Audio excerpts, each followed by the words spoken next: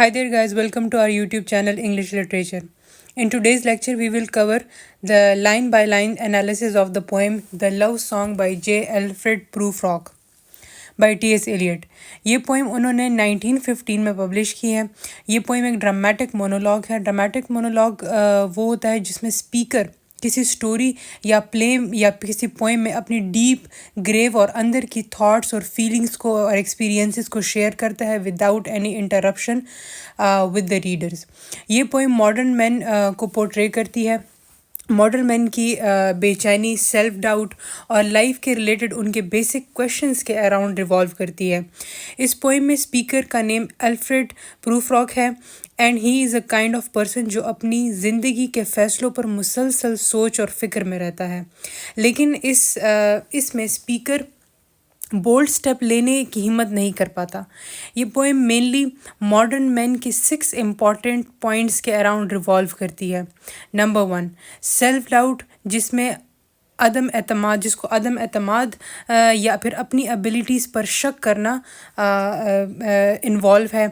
Number 2, बेमकसद ज़िंदगी गुजारना या ट्रिवियल एक्शंस करते हुए ज़िंदगी गुजारना.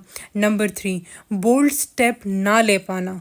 वो सोचता तो बहुत है लेकिन इन सब ख्यालात को एक्शन में नहीं कर पाता और हमेशा उलझा हुआ रहता है और अपनी थॉट्स और फीलिंग्स में. Coming towards the number 4th point, paying a lot of heed to the talks of other people. इसका मतलब ये है कि लोगों की राय और बातों को ज़्यादा फ़िक्र में रहता है और ऐसा करने ऐसे इंसान अपनी आइडेंटिटी को सोशल एक्सपेक्टेशन की वजह से खो देता है. फॉर फियर ऑफ डेथ, ये पोएम ह्यूमंस की फियर ऑफ डेथ को भी हाईलाइट करता है. वो सोचता है कि इस लाइफ की कोई इम्पोर्टेंस नहीं है और डेथ के बाद nobody is going to remember him. Number 6, love and emotional conflict. Poem के टाइटल में लव सॉन्ग है लेकिन एक्चुअल में स्पीकर मोहब्बत और इमोशंस में नाकाम है. वो फीमेल से बात करने से बहुत ज़्यादा हेजिटेट करता है. हेजिटेट कहते हैं हिचकिचाने को. वो किसी से इमोशनल बॉन्ड इनिशिएट नहीं कर पाता. Let's move towards the analysis of the poem. Initial 6 lines are written in Italian. ये लाइन्स डेंटे की इन्फर्नो से ली गई है.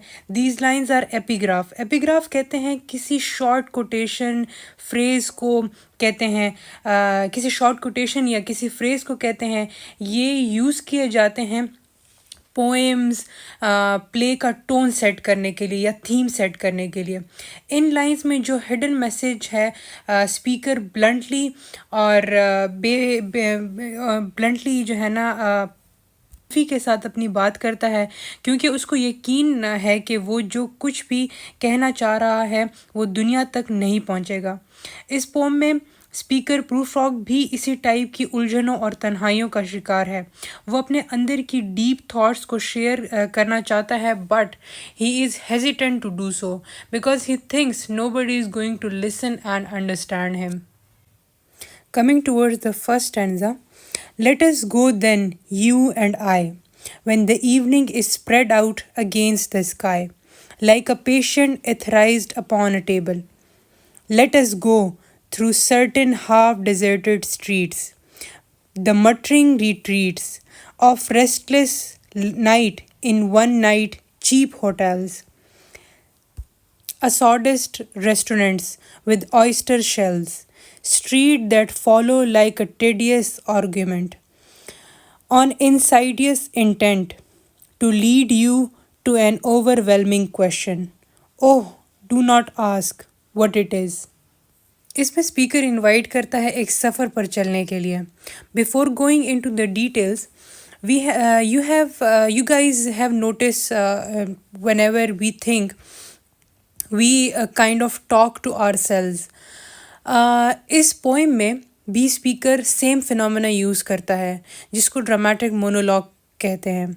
स्पीकर स्काई की तरफ देखता है और कहता है कि शाम आसमान पर ऐसी फैली हुई है जैसे एक मरीज़ ऑपरेशन टेबल पर मोशनलेस लेटा होता है.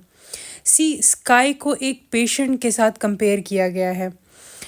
इससे मेलनकॉलिक कहते हैं दुखी टोन को शो करता है. वो उसे उन गलियों से चलने का कहता है जो वीरान है, और जो बाज़ार और उन बाज़ारों से गुज़रने का कहता है, वो बाज़ार जो दुखी रास्ते हैं उनके। इस स्टैंज़ा से लाइफ की बेचैनी और थकावट ज़ाहिर होती है। Coming towards the line 13 and 14. In the room, the women come and go, talking of Michelangelo. इस टेंजा में वो एक ऐसे रूम का जिक्र करता है जहाँ वुमेन एंटर होती हैं और माइकल एंजेलो के बारे में बात करती हैं। माइकल एंजेलो एक आर्टिस्ट था। उनका माइकल एंजेलो के बारे में बात करना, although they do not know anything about him, society और लोगों की ट्रिवियल टॉक्स, ट्रिवियल कहते हैं अनइम्पॉर्टेंट या बनावटी और फेक सोसाइटी को हाईलाइट करता है।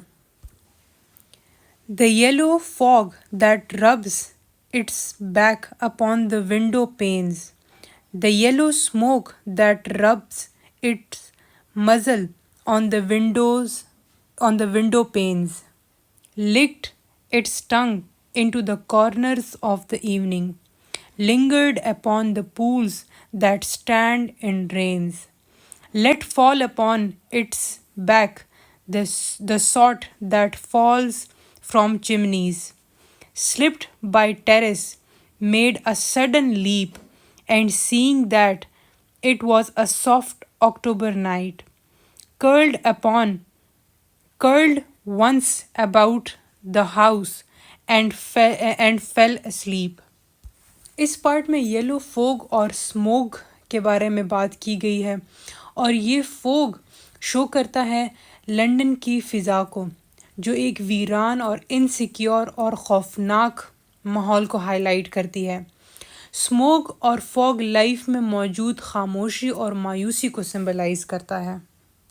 And indeed there will be time for the yellow smoke that slides along the street, rubbing its back upon the window panes. There will be time to prepare a face to meet the faces that you meet. There will be time to murder and create, and time for all the works and days of hands that lift and drop a question on your plate. Time for you and time for me, and time yet for 100 indecisions, and for 100 visions and revisions before the taking of a toast and tea. सी यहाँ पर प्रोफ्रॉक बार बार कहते हैं there will be time, वक्त है। यहाँ ये इशारा है कि वो ख़ुद को तसल्ली दे रहा है कि उसके पास अपने ख्वाबों और एम्बिशंस को पूरा करने के लिए अभी वक्त है, बट इन एक्चुअल वो एक ख़याल में स्टक है जहाँ टाइम की कोई कदर नहीं। In the room the women come and go, talking of Michael Angelo. यहाँ पर अगेन सेम लाइंस दोबारा रिपीट हुई हैं, और ये लाइंस दोबारा सेम सेटिंग की याद दिलाती हैं। And indeed there will be time to wonder, do I dare and do I dare, time to turn back and descend the stair with a bald spot in the middle of my hair. They will say how his hair is growing thin. My morning coat, my collar mounting firmly to the chin, my necktie rich and modest, but asserted by a simple pin. They will say, but how his arm and legs are thin. Do I dare disturb the universe? In a minute, there is time for decisions and revisions, which a minute will reverse. Prufrock यहाँ सोचता है कि क्या इसे कुछ बड़ा और important करने की हिम्मत है। वो ख़ुद से ही सवाल पूछता है। ये क्वेश्चन उसके इंटरनल फ़ियर और खौफ और हेजिटेशन को ज़ाहिर करता है। वो बार बार ख़ुद से पूछता है डू आई डेयर। अगर हम पीछे मुड़ें तो यहाँ पर वो बात करता है कि They will say how his hair is growing thin. वो यहाँ पर सोसाइटी के एक्सपेक्टेशन, सोसाइटी के क्वेश्चनिंग को के बारे में सोचता है कि अगर वो कुछ, क्या उसके अंदर इतनी हिम्मत है कि वो कुछ कर सकता है, और अगर वो करेगा तो फिर लोग क्या पूछेंगे, लोग सवाल करेंगे। वो अपने बिलवेड को जो है ना अपने मोहब्बत का इजहार करना चाहता है, लेकिन वो जब ये हिम्मत और ये ख्वाहिश पूरी करने की कोशिश करता है तो फिर उसके माइंड में सोसाइटल थॉट्स और सोसाइटल प्रेशर आना शुरू हो जाते हैं, और वो कहते हैं कि लोग क्या कहेंगे, कि वो इतना बूढ़ा हो चुका है, तुमने कभी उसकी पतली और कमज़ोर हाथ और टांगे देखी हैं, क्या तुमने उसके ग्रे हेयर देखे हैं, कि वो जो है ना इस तरह का काम कर रहा है कि एक नौजवान यंग बिलवेड को जो है ना वो प्रपोज कर रहा है, उसको अप्रोच कर रहा है। और यही सारी सोच उसके डिसीजन को, वो कहता है कि वो दोबारा बार बार मुझे रिवाइज़ करने की जो है ना ज़रूरत पड़ती है कि क्या ये डिसीजन या मेरा ये स्टेप करेक्ट है, क्या मुझे ये स्टेप लेना चाहिए। For I have known them all already, known them all. Have known the evenings, mornings, afternoons. I have measured out my life with coffee spoons. I know the voices dying with a dying fall beneath the music from a farther room.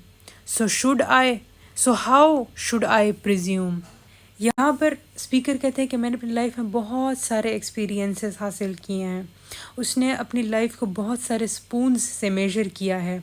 He means to से कि अपनी life में छोटे और बेमकसद कामों में उसने time बहुत सारा वेस्ट किया है, और वो कुछ ग्रेट इम्पॉर्टेंट्स कुछ इम्पॉर्टेंट या कुछ बड़े स्टेटस का हासिल नहीं कर पाया, just because of this habit of self-doubt. And I have known the eyes, already known them all, the eyes that fix you in a formulated phrase. And when I am formulated, sprawling on a pen, when I am pinned and wriggling on the wall, then how should I begin to spit out all the butt ends of my days and ways? And how should I presume? Speaker यहाँ कहता है कि उसने उन नज़रों को पहचान लिया है जो उसे तनकीद की नज़र से देखते हैं। इन लाइन्स में लोगों की राय और कमेंट्स, सोसाइटल प्रेशर को हाईलाइट किया गया है, और इन्हीं प्रेशर्स की वजह से वो बार बार कहते हैं कि वो किस तरह कुछ नया और कुछ वैल्यूएबल प्रिज्यूम कर सकता है या स्टार्ट कर सकता है। And I have known the arms already, known them all, arms that are braceleted and white and bare, but in the lamplight, downed with light brown hair. Is it perfume from a dress that makes me digress? Arms that lie along a table and wrap about or wrap about a shawl. And should I then presume? And how should I begin? यहाँ वो अपने beloved के हाथों और arms को बयान करता है जो कि खूबसूरत हैं, लेकिन वो कहता है कि ये सिर्फ बॉडीली अट्रैक्शन तक ही महदूद हैं। ये लाइंस स्पीकर की मोहब्बत और इमोशनल कनेक्शन डेवलप करने में नाकामी को हाईलाइट करता है। Coming towards the lines 70 to 72. Shall I say I have gone at dusk through narrow streets and watched the smoke that rises from the pipes of lonely men in shirt sleeves leaning out of windows? यहाँ Prufrock कहता है कि इन तारीक गलियों में घूमकर अकेले लोगों को देखा है जो स्मोकिंग कर रहे थे। यहाँ तन्हाई, मायूसी और ज़िंदगी की बेमकसदी को बयान किया गया है। I should have been a pair of ragged claws, scuttling across the floors of silent seas. यहाँ पर स्पीकर ख़ुद को एक केकड़े के साथ कंपेयर करता है, और वो कहता है कि वो एक सी में, समंदर में जो है ना, एक हिलते हुए घूमते हुए समंदर में एक बूढ़े केकड़े की तरह है जिसकी लाइफ का कोई मकसद नहीं। इन लाइंस में लाइफ की बेमकसद होने की तरफ इशारा किया गया है. And the afternoon, the evening sleeps so peacefully, smoothed by long fingers, asleep, tired, or it malingers, stretched on the floor, here beside you and me. Should I, after tea and cakes and ices, have the strength to force the moment to its crisis? But though I have wept and fasted, wept and prayed, though, but though I have wept and fasted, wept and prayed, though I have seen my head brought upon a platter, I am no prophet and here's no great matter. I have seen the moment of greatness flicker, and I have seen the eternal footman hold my coat and snicker, and in short, I was afraid. वो यहाँ कहता है कि शाम और रात पुरसकून है, जैसे कोई थका हुआ हो और खामोशी से सो रहा हो. वो सोचता है कि क्या इसकी ज़िंदगी की कोशिशें और डिसीजन किसी मकसद के काबिल भी थे. And would it have been worth it after all? After the cups, the marmalade, the tea, among the porcelain, among some talk of you and me, would it have been worthwhile to have bitten off the matter with a smile, to have squeezed the universe into a ball, to roll it towards some overwhelming question, to say, I am Lazarus, come from the dead, come back to tell you all, I shall tell you all. Of one settling a pillow by her head, should I say, that is not what I meant at all. That is not it at all. यहाँ पर वो दोबारा सोचता है कि life के छोटे और ट्रिवियल मोमेंट्स के बाद अगर वो अब किसी बड़े मकसद पे काम करे तो क्या वो काबिल कदर होगा. वो सवाल करता है. वो इन लाइंस में ख़ुद को हिम्मत दिलाने की कोशिश करता है, क्या पा सकता है, लेकिन आखिर में आकर उसकी हिम्मत दोबारा टूट जाती है कि कोई भी ट्रू मीनिंग में उसकी बात को नहीं समझ पाएगा. यहाँ पोइट एक वुमेन को अप्रोच करना चाहता है लेकिन वो नहीं कर पाता, क्योंकि वो कहता है कि अगर उसने अप्रोच किया तो सोसाइटी क्या कहेगी कि वो इस उम्र में इस एजड लाइफ के हिस्से में आकर वो एक अपनी जवान बिलवेड को अप्रोच करता है. इसी वजह से उसकी हिम्मत दोबारा टूट जाती है. इस पोम में हम बार बार देखते हैं कि बिलवेड के लिए पोइट के लिए अपनी बिलवेड को अप्रोच करना एक बहुत ही अहम और काबिल टास्क है.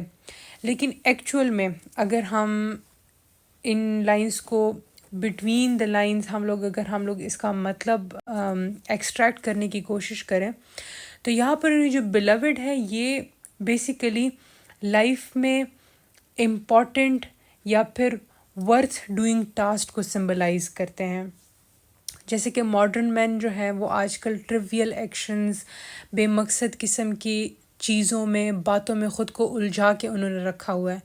तो यहाँ पर पोइट इस बात पे एम्फसाइज़ करने की कोशिश करता है कि जो वाकई जिन चीज़ों को हमें फाइंड आउट करना चाहिए या जिन चीज़ों को हासिल करने के लिए हमें जद्दोजहद करनी चाहिए, उन चीज़ों को हमने अनअप्रोचेबल समझा हुआ है just because of this issue of self-doubt, existential crisis, the pressure from the society. No, I am not Prince Hamlet, nor was meant to be. Am an attendant lord, one that will do, to swell a progress, start a scene or two, advise the prince, no doubt an easy tool, differential, glad to be of use, politic, cautious, meticulous, full of high sentence, but a bit obtuse. At times, indeed, almost ridiculous. Almost at times, the fool. Here the speaker says that he is not Prince Hamlet. Hamlet Shakespeare की एक play का character है. वो ख़ुद को Hamlet के साथ compare नहीं करता. वो ख़ुद को एक अनइम्पॉर्टेंट करेक्टर समझता है. Here again he is in self-doubt and low confidence. Coming towards the lines 120 and 131. I grow old, I grow old. I shall wear the bottoms of my trousers rolled. Shall I part my hair behind? Do I dare to eat a peach? I shall wear white flannel trouser and walk upon the beach. I have heard the mermaids singing each to each. I do not think that they will sing to me. I have seen them riding seaward on the waves, combing the white hair of the waves blown back. When the wind blows the water white and black, we have lingered in the chambers of the sea, by sea girls wreathed with seaweed, red and brown, till human voices wake us and we drown. प्रूफरॉक यहाँ पर कहता है कि अब वो बूढ़ा हो रहा है और अब उसमें न्यू स्टेप लेने का स्टेमिना और हिम्मत नहीं रही. वो अपनी लाइफ को खामोशी से गुजारने का फ़ैसला करता है. वो चाहता है, वो छोटी छोटी बातों पर सोच रहा है कि बालों को कैसे कॉम करना चाहिए, क्या उसको पीच खाने की ज़रूरत या फिर जुर्रत करनी चाहिए. अब वो इन बातों को लेकर सेल्फ डाउट में दोबारा से मुब्तला हो गया है. वो कहता है कि वो समंदर की तह में कुछ ख़याली मखलूक के साथ खोया हुआ है, लेकिन but again the human voices उनको बेदार करती हैं. वो दोबारा रियलिटी और हकीकत का सामना करते हैं. इसका मतलब है कि ख्वाबों और रियलिटी के बीच डिफरेंस बरकरार रखना डिफ़िकल्ट टास्क है और रियलिटी अक्सर तकलीफ देह होती है. इन अ नटशेल, ये poem trivial action, societal pressure, self doubt के अराउंड रिवॉल्व करती है. वो सोचता तो बहुत कुछ है लेकिन कभी कुछ कर नहीं पाता. इसी के साथ the lecture has come to an end. If you find any ambiguity, please do not hesitate to comment down below. Thank